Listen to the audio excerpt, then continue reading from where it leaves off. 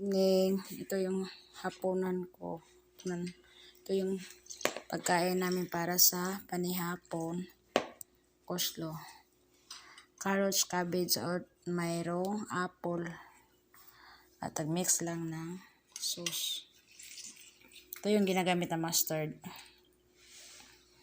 Saka mayonnaise.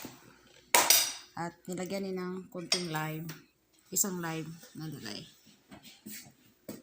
Yan, mabusog ng bitok ako ani. Busog baka ikaw man maghila bragi hapon.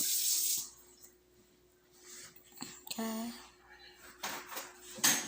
Sobrang diet ko dito. Walang ibang makain. Where'd you put the sugar? Sugar. Mayroon din siyang honey. Fresh honey ang nilagay nila.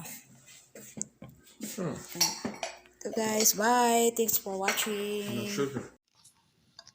Ito yung kasama sa hapunan. Ito parang breadcrumbs lang siya. Tsaka itlog. Ito pala yung yung oyster. Laki ng oyster nila dito. Yan. Okay. Lutuin niya yan.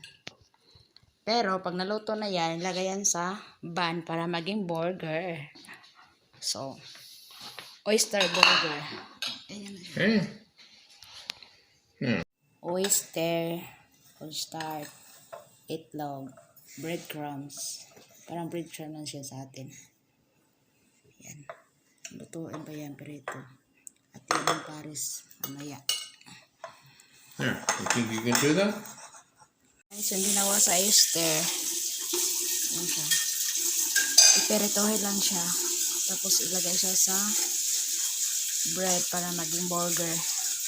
Bye! Okay guys, ito na. Luto na yung oyster. At ito na yung para sa bun. Gawin siyang burger. Siyang burger. Okay. Okay. Oh.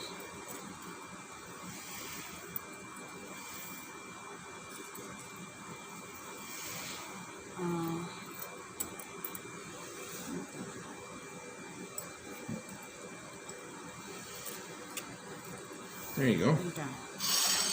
Okay. And this is We need that sausage still. okay. The red sauce. Okay. Ito na yung burger, oyster burger. Kain tayo guys. Bye. Thank you for watching guys. See you in my next video.